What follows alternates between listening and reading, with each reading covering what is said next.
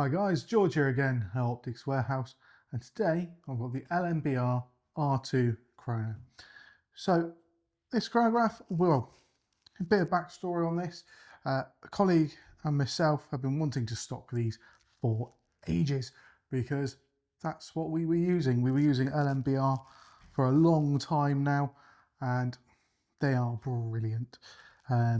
So I thought now we've got them in stock, I would do a video on the R2, which is the admittedly rather small but mighty budget king of their range. So LMBR, Polish company, is all built in Poland and shipped over here. A little bit more of a traditional style chronograph.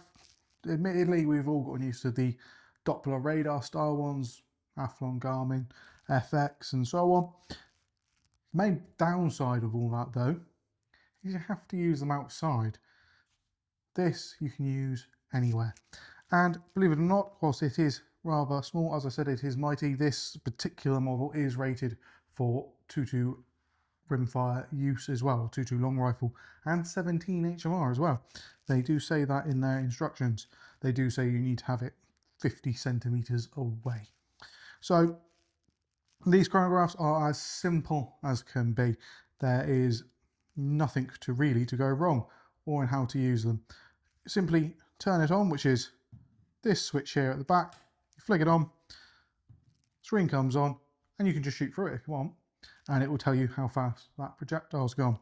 And it is just aiming through here, coming out of this side, and that's it. But it doesn't stop there. This has all the modern features that you would expect. You have shot count, standard deviation, minimum, maximum. It will read an insane variation level between 40 feet per second all the way up to 6,500 feet per second. And it claims a 1 feet per second margin error, which, to be honest, I completely believe, because as I've said, I have used these for doing all my setup, all my tuning before, and they have been nothing but spot on. They are truly great.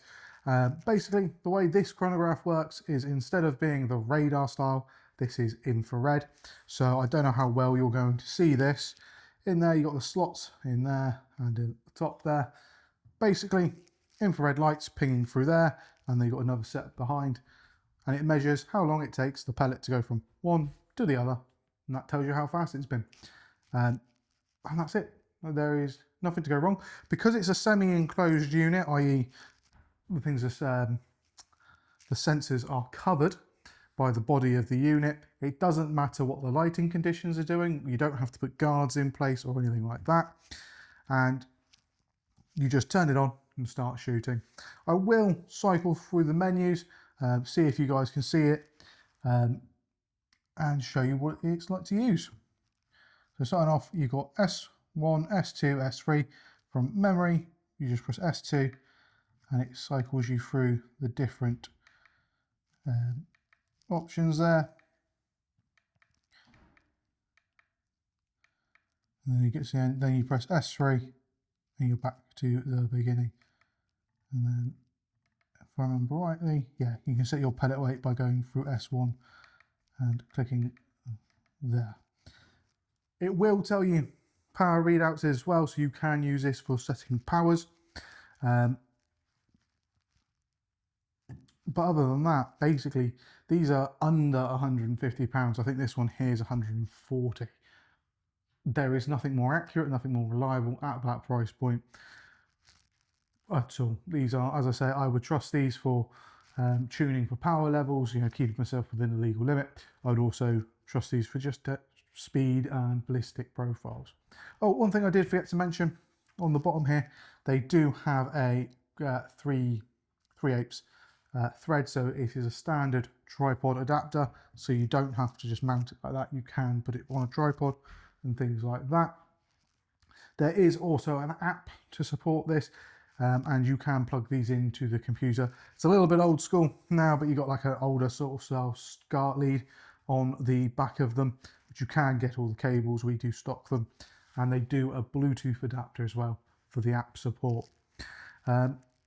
Power wise, these run on two AA batteries.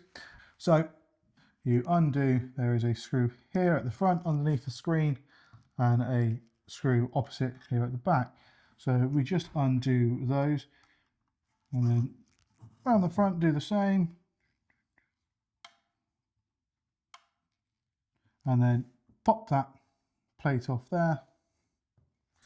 And then as you can see, in there is where I've got my two batteries. I thought I'd show you guys that just because it did stump me at first, and you don't want to be taking apart the wrong bits when trying to just fit the batteries. So I thought I'd nip that one in the bud. So I hope you guys have found that informative. And if you want to find out any more or want to get hold of one of these, as I say, small but mighty chronos, give us a call and I'll see you next time.